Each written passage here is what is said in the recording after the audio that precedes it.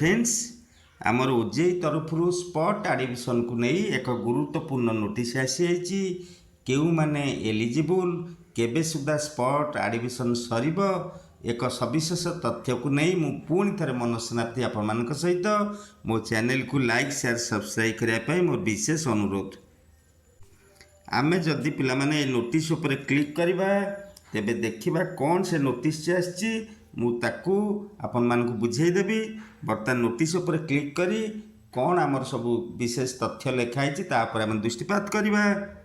Notice T 6 September आमर मुझे shortcut रे कहूँ एठी आम लिखाई पूरा मेरिट लिस्ट रे इंस्टीट्यूट लेवल जमती आमर स्पॉट एडमिशन हम तापर दे देइछि केउ माने जो माने the following candidate who possesses valid rank card in Ojee or other approved national level common entrance test are allowed for institution level admission against such vacant seat। जो मानक Ojee बा btech पे जो मानक Ojee एवं JEE main rank card थबो बा जो rank card रे हमर ऑल इंडिया जो एंट्रेंस एग्जाम रे जो रैंक कार्ड रे हमर एलिजिबल पिला माने तेबे को माने स्पॉट राउंड पे एलिजिबल हेबे ता ऊपर तथ्य देइछ पिला माने तमे देखो जो माने स्पॉट पे इंटरेस्टेड किंतु स्पॉट रे कॉलेज लेवल सीट वैकेंट रहिले जाई तमे एडमिशन करि परिबो। इनको यदि वैकेंट न रहिला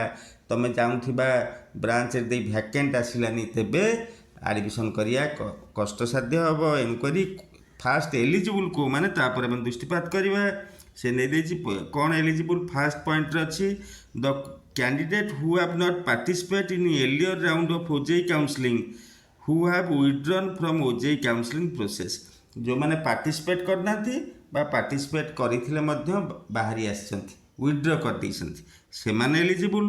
तापर आउ को माने the candidate who have participate in earlier round of Ojee Counselling but have not got allotted a seat but not confirm consider for further round. जो माने ओजेई काउंसलिंग रे भाग नहीं नाती बा भाग नहीं थिले जे किंतु से सीट कन्फर्मेशन टंका डिपोजिट करना बा जो माने काउंसलिंग अधारू बाहरी आछंती तापरे the candidate who have been issued final allotment letter after final round of OJEE counselling have not reported at their allotted institute.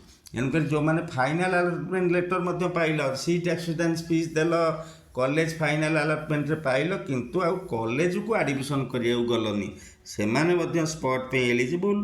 तापरे आउ पिले एठी गोटे पॉइंट एवर्ष नुआ ऐड हेछि the candidate who after final OJEE allotment have reported for final admission in their allotted institute but then have taken withdraw and have obtained transfer certificate from said institute। जो माने college ray report कल किंतु फेर मन कौन है college पसंद आइलानी कि कहीं कि तुम मनर हठात परिवर्तन घटिला तमें सेठू एडमिशन विथड्रॉ करनेल माने से कॉलेज रु टीसी नहीं आसिल माने एडमिशन कर सारी फाइनल अलॉटमेंट पर किंतु कॉलेज रु टीसी नहीं आसिल तेबे से माने मध्य एलिजिबल।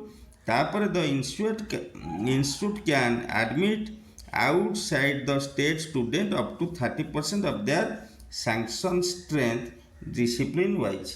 गोटे इंस्टीट्यूट आउटसाइड स्टेट पिला को अप टू 30% से कौन तांको सैंक्शन स्ट्रेंथ रो अति बेसी रे 30% सीट कौन करिवो से मान को एडमिट करी पारिबो। एई माने हेले एलिजिबल पिले ता माने जो माने फाइनल अलॉटमेंट पाइकी कॉलेज रे एडमिशन करी सारिच सेई मानकु छाड़ी देले आउ सबु पिला एलिजिबल। आउ कॉलेज रे एडमिशन करी सारिकी मध्य यदि कौन मन हैला भल लागिलानी फेर टीसी आंच ठीक ड्यू डेट भितर से माने मध्य एलिजिबल जदि तमर वैलिड ओजेई जेई मेन बा वैलिड रैंक कार्ड अछि सेई माने एलिजिबल।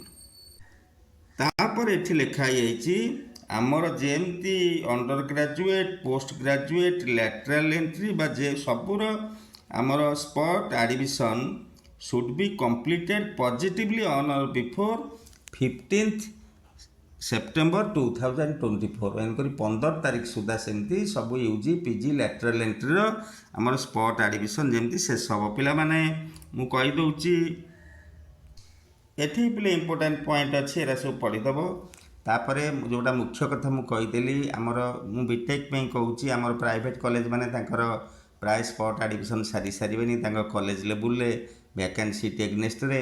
କିନ୍ତୁ ଆମର ବିଟେକ୍ର ଗଭର୍ଣ୍ଣମେଣ୍ଟ କଲେଜ ଆମର ଯେଉଁ ରହିଲେ government college OUTR VSSUT PMEC IGIT government college of engineering Kalahandi and Keonjhar ଏବଂ ଆମର BPUT, ଏଇ କଲେଜ ମାନେ ତାଙ୍କର ସ୍ପଟ୍ ରାଉଣ୍ଡ ଭ୍ୟାକାଣ୍ଟ ସିଟ୍ ଆଗ ଏଇଟା ଯେହେତୁ ଓଜେଇ ତରଫରୁ ଚିଠି ଆସିଲା, ତାପରେ ବର୍ତ୍ତମାନ କଲେଜ ଲେବୁଲରେ ଭ୍ୟାକାଣ୍ଟ ସିଟ୍ ସବୁ ଆସିବ।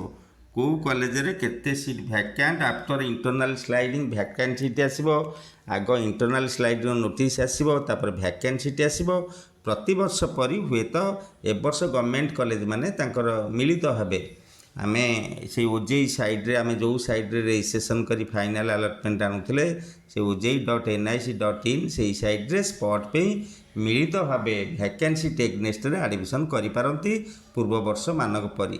ଏଣୁକରି ଯେଉଁ ପିଲାମାନେ ସ୍ପଟ୍ ପାଇଁ ଇଣ୍ଟରେଷ୍ଟେଡ଼ ସେମାନେ ସବୁ କଲେଜର ୱେବସାଇଟ୍ ସହିତ ସ୍ପଟ୍ ନୋଟିସ୍ କେବେ ଆସୁଛି କ'ଣ ପ୍ରୋସେସ୍ ସହିତ ନିଶ୍ଚିନ୍ତ ନିଜକୁ ଅପଡ଼େଟ୍ ରଖିବା ଉଚିତ। ଭିଡ଼ିଓଟି ଦେଖିଥିବାରୁ ସମସ୍ତଙ୍କୁ ଧନ୍ୟବାଦ। ନମସ୍କାର।